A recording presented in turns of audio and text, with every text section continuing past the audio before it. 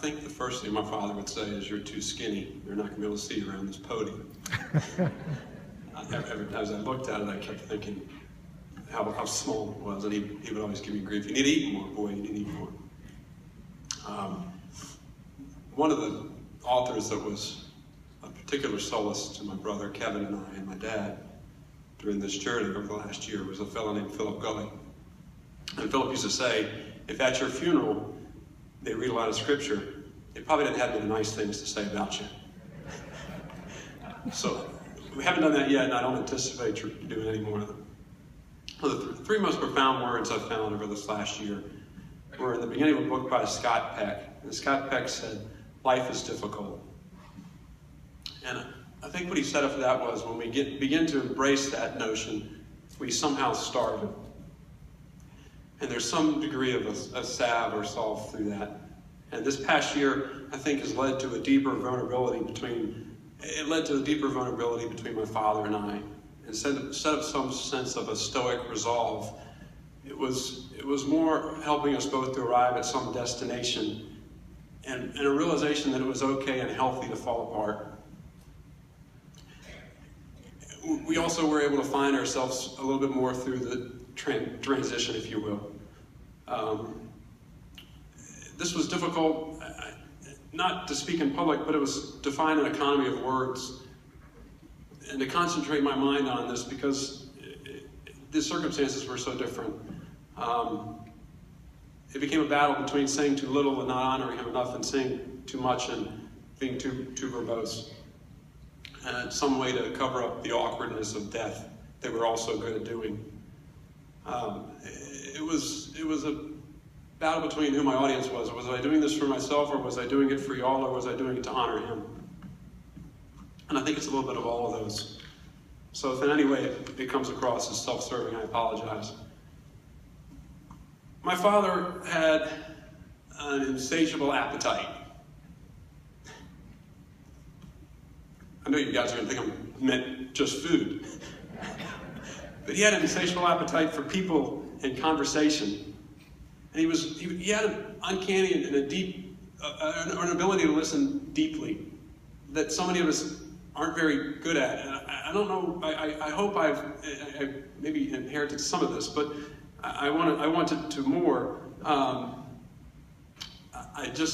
Heather and I were joking last night, it's just a shame that he couldn't get all the nutrients that he needed desperately in the last year from ice cream, as opposed to Brussels sprouts. We were with him, and we were trying to encourage him to walk more. So I'll tell a couple stories here. We were trying to encourage him to walk more, so one of the things we thought was it'd be a good idea to get him some new shoes. And so we took him to Running Etc. And if you've never had the experience, the people in there were phenomenal with him. This is a man that could easily tell he had a pump attached to him that was feeding his heart and helping him stay alive. So as we went in there with this pump, they knew he wasn't going to run 5K. He wasn't even going to walk probably 50 feet. But they still took the time and the effort and made him feel important. The problem was the fellas kept trying to tell him that it wasn't the look of the shoe. He kept going back to the look of the shoe, as you remember. It was the look of the shoe. It wasn't. They said, "Frank, it has to feel good. We want it to feel good. We want you to walk in and feel comfortable, so you'll do more. You'll do more of this, and you'll walk more." And they were just so patient with him. So Heather and I, reluctantly afterwards, being that Running Etc. is right near Plaza Bakery, we decided to allow him to go down there to get some cookies. And we had a few too. But as we were heading down there was a homeless gentleman sitting on the ground. And as we walked down, the homeless gentleman said, my dad said hello to him, as he would always to anybody. And the homeless gentleman looked at him and said, "Where are y'all going?" or something to that effect. And he said, "We're going to get some cookies." "Oh, I sure would love it if someone would bring me cookies." And so we went down there and got the cookies. And as we were walking back, my dad gave him all his cookies, which was phenomenal on so many different levels. But the first was that he gave him all his cookies. And I think then he ate some of Heather's eyes, but that's neither here nor there. But it reminds me of one time when the leading researcher on depression was asked what he would do if he was depressed, the fellow answered simply, he said, I would find someone more depressed than I was and I would help them. And I think that summarizes to me who my father was on so many different levels. He found someone who needed him more and he helped them. And I think that was the beauty of it. We had trouble because of who he was with trying to figure out, because we all have different ways of coping with life and with death. And we tried to figure out what that was with my father. You know, we finally came up with, as we were pondering this, is we would call it an optimism bias. And we're borrowing that from a book by a lady named Talia Sherratt, who wrote a book with that same name. You know, we used to think it was some sort of cognitive dissonance or overwhelming denial or reality distortion that my dad had, right? Or just Frank being stubborn, because he was definitely stubborn. So we came up with the cognitive, you know, it was this optimism bias instead of this cognitive distortion. And I think he found mental comfort in knowing that he could take a negative past experience and all his negative past experiences and learn and grow from it and do better. And that's what fueled his optimism. And Talia Sherratt says that optimistic people are not necessarily those who have a positively biased view of the past or the present. They're the ones who still see the future with rose-colored glasses despite it all. And what I learned from him through this is that it's not our experiences that form us, but the ways in which we respond to them. Another thing that Dan touched on that was my dad was what Skip said with the Titanic, but it resonated with me in that he used to drive cars that shouldn't have been on the road. And many of y'all might have remembered this last one that was a convertible. Thoreau said that we can make ourselves rich by making our wants few. And I think that he realized that it wasn't the stuff we own, because the stuff we own can begin to own us. So he would drive these cars and he didn't care. He would focus on the fact that the car had a convertible and he could put it down when it was sunny outside and get sun on his head. Even though the convertible pretty much was a convertible all the time because the roof was so tattered. And what fascinated me most as I was coming up with this, and this stream of consciousness flows here for me, so I apologize if there's not really a tremendous flow to everything here. So sometimes I don't know what I think until I hear myself speak. The fascinating thing was, even in the final year of his life, was that all the experiences that I tried to help him have, you know, some of them were limited because of his state, none of them had a price tag. And I think that was one of the things that sticks with me, another one of the things that sticks with me strongly about my father. He had a level of awareness. There's different words for this, but some would call it mindfulness, or some might call it, we could maybe synonymously prayer, meditation. It's being present in the moment, being present where we are right now without trying to be where we want to be next. And he was splendid at this without even, I don't think he even realized it. He was able to slow down and enjoy life, rarely rushing to the next event. If someone came in to talk to him at the store, he would sit and talk to them well past closing time.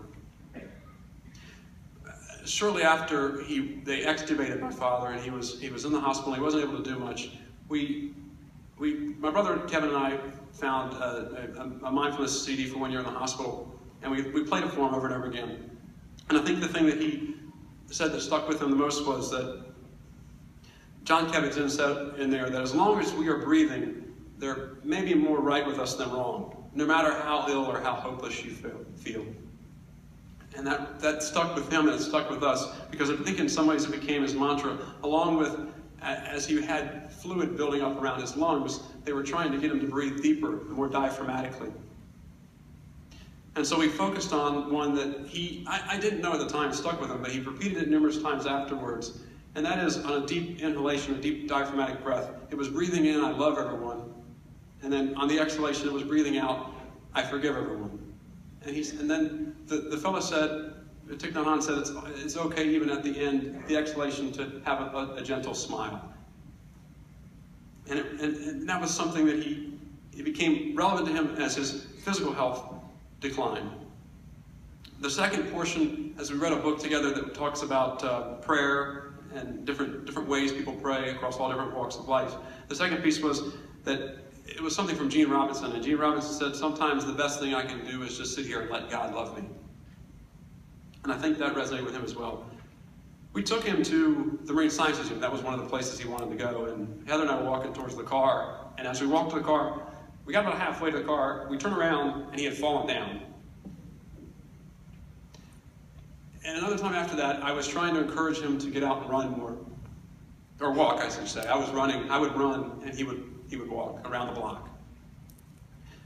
And as I turned the corner, I saw him standing there, and he looked like he was in distress, and so I took off to get it to him as quickly as I could, and I realized, as I got closer to him, he wasn't in distress. He was simply just standing there staring up at a tree that had a bunch of birds in it. And the thing that we kept saying was that he was breathing in nature, and he was being mindful of what was around him. These little things that we tend to just rush by and we don't pay much attention to, he slowed down to a place where he could look at them and do that. And so we jokingly, we jokingly came back to that again and again. I think most of us live like emergency room physicians. We're always on call. We're always pushing forward and missing the moment. And that was another thing, as I come back to this, that he kept saying as we talked. He said, there was a quote that stuck with him, and he said, "There's more to life, Chris, than making it go faster." I was at my dad would go up to World War II, or any veteran for that matter, and go up to them and ask them and tell them how much he appreciated their service. And I had the chance to do that myself recently, and the fellow said something that stuck with me, and that was that he said, "You have to enjoy every moment," and that's another thing that I think my dad was able to do. Another one is, as I probably am a little too verbose here, we had many discussions about spirituality, or shall we say matters of meaning. It wasn't really a dialogue or a debate. It was more of a dialogue, not a debate.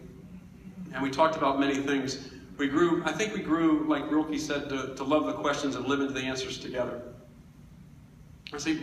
We used to have great conversations with my good friend Juan and Heather and I, and sometimes my good friend Adelberg at lunch or dinners, and talk about these things. And for my dad, he wasn't lost in some sort of dogmatic slumber. He didn't claim to have a monopoly on truth. What he did was he sat back and let people tell their story.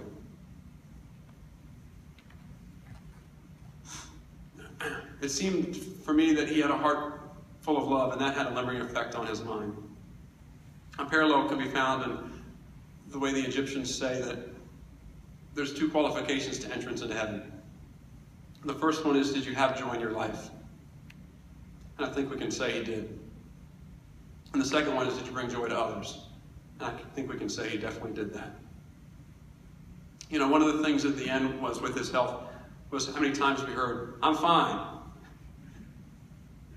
Or, "Don't y'all know I just had a heart attack?" His self-deprecation and humility combined with a strong constitution led to his heroic resignation of having just one more adversary to muster up against with each decline in his health.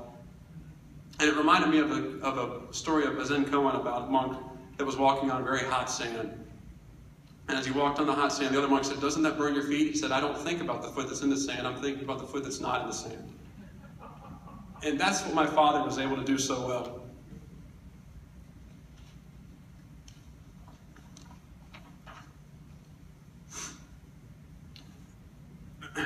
As Hitchens said very well, and what happened with my father is he yielded more and more to time, whatever kind of race life may be, he very abruptly at the end became a finalist.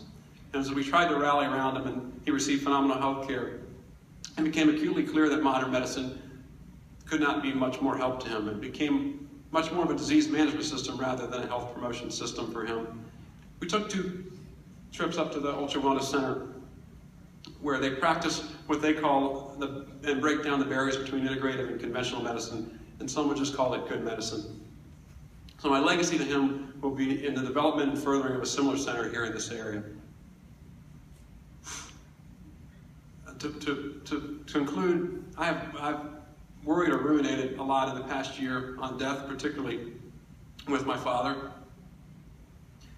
And I think what we together came to a conclusion of that when we mistakenly take what is always changing to be permanent, we suffer. We spoke about this often, particularly in regards to nagging or troublesome thoughts. See, I've been blessed with an anxiety disorder, so my dad helped me through my struggles, and I think what I found beautiful was that I was able